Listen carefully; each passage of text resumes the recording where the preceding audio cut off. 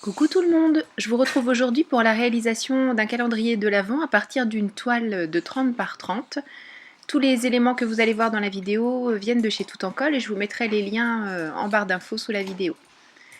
Donc ce tampon va aussi faire partie de ma création, j'adore ce petit renne, il est vraiment super mignon, vous l'aviez sûrement déjà vu dans des vidéos de Noël pour Tout en Colle aussi.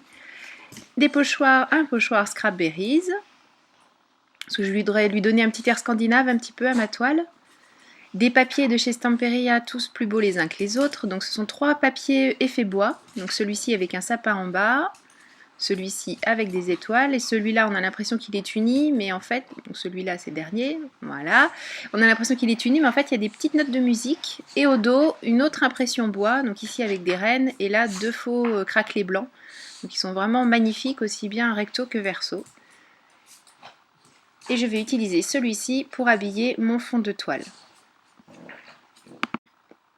Donc là, pour coller tout simplement, je passe ma colle sur tout mon fond avec un pinceau, je pose mon papier et avec un chiffon, je fais en sorte que tout soit parfaitement lisse et surtout je laisse bien sécher avant de faire quoi que ce soit d'autre. Maintenant que c'est bien sec, je prends mon cutter et je viens ébarber tout le tour, donc en faisant un mouvement du haut vers le bas, alors attention aux doigts, de manière à ne pas décoller mon papier de la toile. Voilà, le papier comme ça est exactement au format de la toile. Pour avoir de belles tranches sur ma toile, j'ai pris une peinture marron, une peinture acrylique, toujours de chez Stamperia, que je passe au pinceau tout simplement sur tout le pourtour. Je laisse sécher et ensuite, avec de la peinture blanche, du gesso en l'occurrence, je viens faire des petites marques pour imiter le bois. Alors j'ai choisi un pinceau avec des poils très durs, en fait c'est un vieux pinceau, et je tapote mon gesso dans le fond du couvercle pour éviter que le pinceau ne soit trop imbibé, et je frotte rapidement avec le pinceau. Quand tout est sec, je passe au pochoir. Donc je prends un doigt mousse et de la peinture acrylique blanche et je reproduis le motif de mon pochoir en faisant attention de tapoter bien verticalement pour éviter d'abîmer mon pochoir et puis éviter aussi que la peinture ne passe en dessous. Faites attention aussi à ne pas mettre trop d'encre ou trop de peinture. Moi là j'ai choisi de la peinture, mais on peut utiliser de l'encre bien sûr. Parce que si vous en mettez trop, ça va réussir à passer sous le pochoir, ce ne sera pas joli. Maintenant je vais commencer la peinture à l'aquarelle de mon petit renne. Donc j'ai choisi d'imprimer avec de la Versafine. Et je commence à mettre en couleur avec mes encres Distress et un pinceau fin. Donc je vous montre juste cette partie sans l'accélérer pour voir un petit peu plus en détail comment je m'y prends. Donc je mets un peu d'eau sur mon pinceau, j'ai toujours un chiffon à portée de main, voilà. Et je prends l'encre sur mon plastique et je viens déposer tout simplement en faisant attention de ne pas dépasser. Alors toute la selle va être verte, donc j'aurais pu la mettre en couleur entièrement tout de suite, mais pour éviter d'avoir des démarcations, je préfère faire petit bout par petit bout.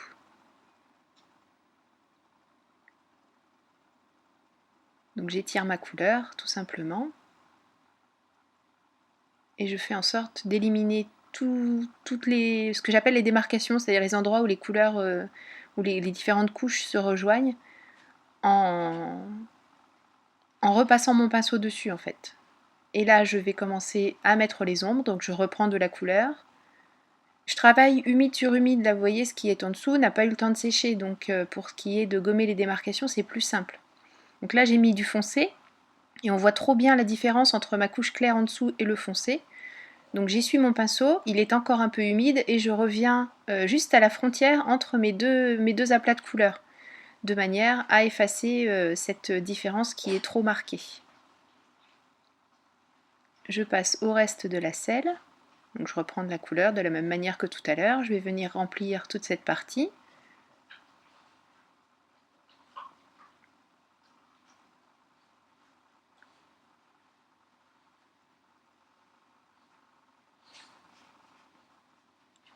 Et comme tout à l'heure aussi, je prends un peu plus de couleur sur mon pinceau et je viens marquer un contraste pour donner un petit peu de volume. Donc là, il n'y a pas tellement d'histoire de lumière d'en haut, d'en bas, de droite, de gauche. Je donne juste du volume en inversant l'endroit où je crée la zone foncée en fait. Sur les côtés de la selle, c'était vers le haut et là, c'est vers le bas, de manière à créer une illusion de volume. Et je viens renforcer cet effet en reprenant les côtés, toujours en prenant de la distress avec peu d'eau. Je fais la même chose pour cette partie du tapis de sel, pour faire en sorte que ce soit bien marqué. Je rince mon pinceau, je l'essuie, donc il n'est pas sec, il est encore un petit peu humide, et je viens retravailler juste à l'endroit où les couleurs se rencontrent, de manière à fondre toutes les couches entre elles. Voilà, bon maintenant je vais accélérer un petit peu, maintenant que vous avez vu comment je m'y prends.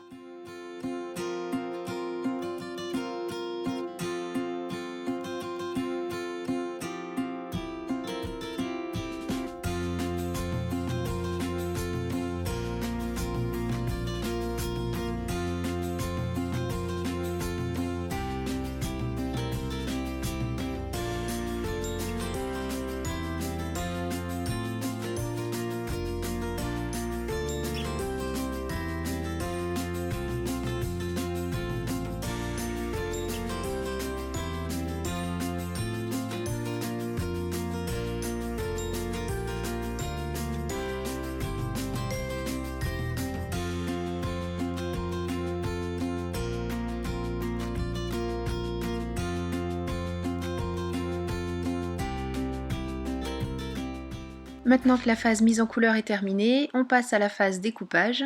Donc découpage le plus précis possible puisque je vais recoller cette découpe sur ma toile. Et j'ai déjà tamponné le motif du renne sur la toile de manière à pouvoir me passer de découper les petites guirlandes qui dépassent sur les côtés. Donc je vais juste découper les bois mais pas les guirlandes. Comme ça je vais pouvoir bien positionner mon renne et ensuite venir retravailler les détails directement sur la toile. Avant de coller mon motif, bien sûr, j'ai repassé tous les contours avec un feutre marron cette fois-ci. J'avais utilisé la Versafine marron, donc je continue dans ce choix de couleur. Et pour coller le renne sur la toile, j'utilise ma colle à pointe fine Stamperia. J'en mets bien partout, y compris bien au bord, en évitant toutefois que ça déborde. Et je recale par rapport au motif que j'ai déjà tamponné. Et voilà! Je vais maintenant retravailler les détails de la guirlande qui est sur ces bois. Donc j'ai pris mon stylo gel blanc, je repasse tous les petits flocons de la guirlande pour faire en sorte de la faire ressortir, donc aussi bien sur ce que j'ai déjà mis en couleur que sur la toile. Et puis je réalise des petits flocons sur la selle, sur le tapis de sel, de manière aussi à redonner ce petit air scandinave que je voulais donner à la toile. Qui dit toile hivernale dit neige, hein, forcément.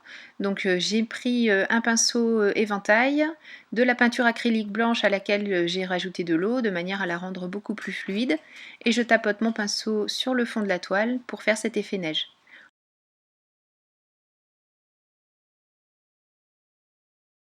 Pour protéger ma toile, je mets une couche généreuse de gel médium, le mien est mat.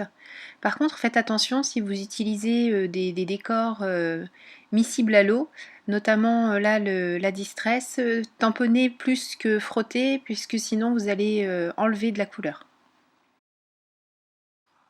Comme c'est un calendrier de l'Avent, il va bien falloir qu'on égrène les jours qui passent. Je prends une autre feuille de mon papier Stamperia.